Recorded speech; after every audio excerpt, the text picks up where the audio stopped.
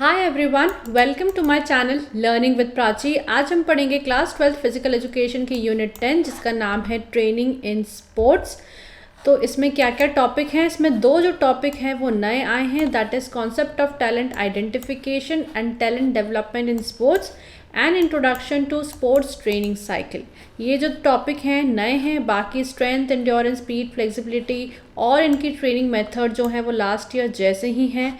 ये पूरा जो टॉपिक है strength, endurance, speed, flexibility, coordinative ability, पूरा ही टॉपिक एक साथ आपको मिल जाएगा। उसके लिंक मैं कमेंट में पिन कर दूंगी। आज हम देखने वाले हैं concept of talent identification and introduction to sports training cycle. तो concept of talent identification and talent development in sports क्या है? पहले तो हमको टैलेंट को आइडेंटिफाई करना है, राइट। हमको एथलीट्स को, स्पोर्ट्स पर्सन को आइडेंटिफाई करना है कि इसमें पोटेंशियल है कि नहीं, एंड बाद में हम उनको स्पोर्ट्स खिलवाते हैं। तो क्लासिफिकेशन हुआ है इसका 3 कैटेगरी में, 10 to 12 years of age, 13 to 16 years of age और हाई लेवल ऑफ एथलीट्स जो कि नेशनल लेवल पे खेलते हैं। तो इसकी 3 कैटेगरी हो गई, 10 to 12, 13 to 16 and high level of athletes. अब टैलेंट आइडेंटिफिकेशन करते कैसे हैं? सबसे पहले होता है इसमें टैलेंट डिटेक्शन। ऐसे सूटेबल प्लेयर्स को डिटेक्ट करना जो अभी तो गेम नहीं खेल रहे हैं लेकिन ये खेल सकते हैं हायर लेवल पे, तो उनको पहले डिटेक्ट करना। अब जैसे प्लेयर्स को डिटेक्ट कर लिया है तो उनको एक सूटेबल इन्वायरमेंट प्रोवाइड करना ताकि वो अपने स्किल्स को डेवलप कर सकें, तो वो हो जाएगा टैलेंट डेवलपमेंट। अब डेवलप हो गया है तो अब उनमें से टैलेंट को आइडेंटिफाई करना, ऐसे एथलीट्स या स्पोर्ट्स पर्सन को या पीपल को आइडेंटिफाई करना कि वो आगे जाके नेशनल लेवल पे खेल सकते हैं। जो भी स्पोर्ट्स हमारा अभी इस लेवल पे है उसको लेवल अप कर सकते हैं, हमारे गेम को अप कर सकते हैं, तो वो हो जाएगा टैलेंट आइडेंटिफिकेशन, राइट। और टैलेंट आइडेंटिफिकेशन के बाद हो जाएगा टैलेंट सिलेक्शन, यानी ऐसे स्पोर्ट्स पर्सन को अब सिलेक्ट कर लेंगे जो नेशनल टीम्स में खेलेंगे। तो सबसे पहले डिटेक्ट करना है ऐसे लोगों को जो खेल सकते हैं गेम को, उसके बाद उनकी स्किल्स को डेवलप करेंगे। स्किल्स को डेवलप और पॉलिश करने के बाद ऐसे टैलेंट को आइडेंटिफाई कर लेंगे जो आगे जाके नेशनल लेवल पे खेल सकते हैं, एंड टैलेंट सिलेक्शन में हम करेंगे उनको नेशनल टीम में, रिप्रेजेंटेटिव टीम्स में एक्सेप्टेंस देंगे। अब क्या क्या कंपोनेंट्स होते हैं जो असेंशियल होते हैं टैलेंट आइडेंटिफिकेशन के लिए? सबसे पहले हम देखते हैं उनके फिजिकल एट्रीब्यूट्स। फिजिकल एट्रीब्यूट्स का मतलब है कि उनकी हेल्थ कैसी है, राइट। उनकी हेल्थ कैसी है, उनका पॉस्चर कैसा है, उनका हाइट कैसी है, वेट कैसा है, राइट। तो वो सब हो जाएगा फिजिकल एट्रीब्यूट्स में, क्योंकि ये इम्पॉर्टेंट होते हैं एक एथलीट के लिए। उसके बाद आते हैं सोशल एट्रीब्यूट्स, जिसमें हम देखेंगे कि वो सभी लोगों की रिस्पेक्ट करता है कि नहीं सोसाइटी में, यानी कि सोसाइटी उसके लिए क्या हो गई, टीम में वो कैसे बिहेव करता है, उसको दूसरों की फीलिंग्स की चिंता है कि नहीं, वो एम्पैथेटिक है कि नहीं, वो उसके कम्युनिकेशंस क्लियर है कि नहीं, राइट, वो सबकी रिस्पेक्ट करता है कि नहीं। देन साइकोलॉजिकल स्किल्स, तो हमने चैप्टर 9 में डिस्कस ही करा था कि साइकोलॉजिकल मतलब वो उसकी मेंटल इमेजरी कैसी है, वो खुद को कैसे देखता है, वो खुद के बारे में क्या सोचता है, उसकी सेल्फ एस्टीम कैसी है, उसके गोल सेटिंग कैसे हैं, वो कैसे गोल्स अपने लिए सेट करता है, अपने बारे में क्या सोचता है, अपने लिए कैसे राय रखता है, राइट। तो वो हो जाएगी साइकोलॉजिकल स्किल्स। और जेंडर और एज को भी ध्यान रखना है कि हम किस कैटेगरी के लिए लोगों को चूज़ कर रहे हैं, एथलीट्स को, और कैसे उनको खिलाना चाहते हैं, किस लेवल पे खिलाना चाहते हैं। जैसा कि हमने डिस्कस करा था कि इसकी 3 कैटेगरी होती है, 10 to 12, 13 to 16 high level of athletes. अब टैलेंट डेवलप कैसे करेंगे? टैलेंट को पहचान लिया, अब उसको डेवलप कैसे करेंगे? तो उसके लिए इंडिया में बहुत सारी स्कीम्स हैं। याद रखना ज़रूरी नहीं है, ये टॉपिक इतना इम्पॉर्टेंट नहीं है, but just for your knowledge 3 जो स्कीम्स हैं वो हैं the sports talent search scholarship scheme, सिर्फ आप नाम याद रख लो, साइन national sports talent contest scheme और Khelo India programme for young sports talent, right. तो ये 3 स्कीम्स होती हैं। तो हम इस कॉन्सेप्ट क्या है टैलेंट आइडेंटिफिकेशन और टैलेंट डेवलपमेंट का, इसकी 3 कैटेगरी होती हैं, 10 to 12, 13 to 16 and high level of athletes जो नेशनल लेवल पे खेलते हैं।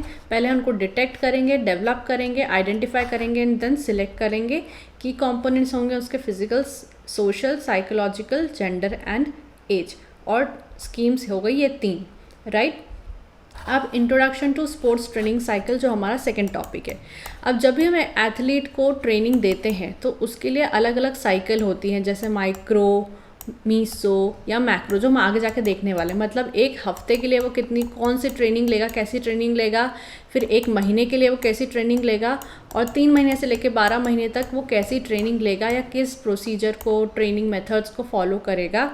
प्लान जो भी है वो इन 3 कैटेगरी में डिवाइड होता है। तो इसको हम बोलते हैं स्पोर्ट्स ट्रेनिंग में प्रिंसिपल ऑफ पीरियडाइजेशन। पीरियडाइजेशन मतलब इस पर्टिकुलर पीरियड के लिए वो कैसी ट्रेनिंग लेने वाला है, क्या प्लान्स को फॉलो करने वाला है, किस कंपोनेंट या स्किल पे ध्यान देने वाला है।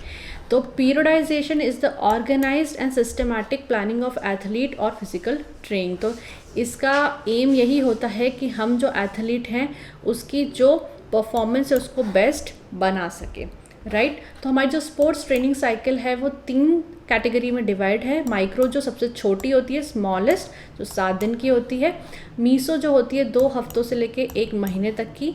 एंड मैक्रो जो होती है वो होती है 3 महीने से लेके 12 महीने तक की, ठीक है।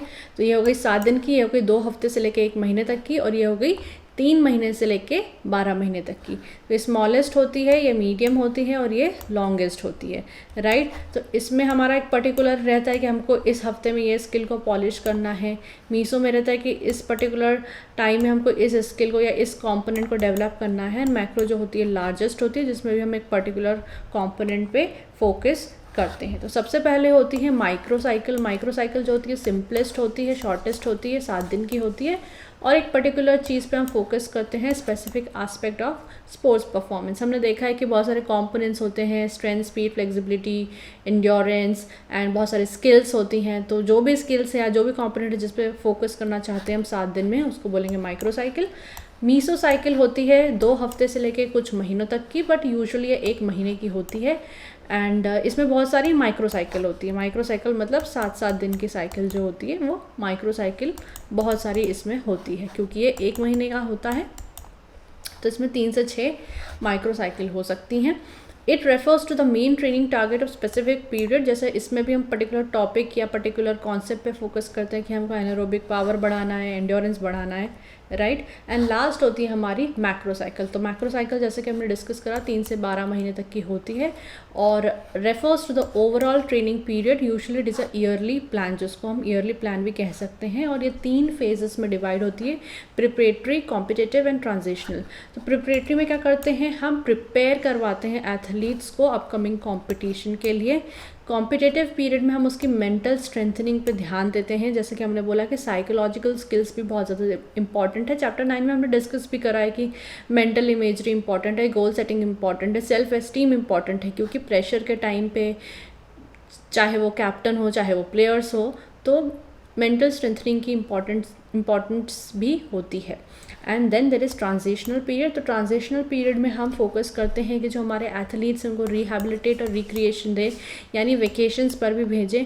क्योंकि हमने क्लास 11th में भी पढ़ा था ट्रेनिंग एंड डोपिंग में कि जितना इम्पॉर्टेंट ट्रेनिंग है उतनी ही इम्पॉर्टेंट वेकेशंस भी हैं, राइट। क्योंकि फ्रेश होने का भी, रिक्रिएशन का भी, वेकेशन का भी उतना ही महत्व है जितना ट्रेनिंग का है, राइट। क्योंकि माइंड और बॉडी को रेस्ट भी चाहिए होता है। तो हमारी 3 साइकिल यहाँ पे कौन सी हो गई, माइक्रो, मीसो एंड मैक्रो।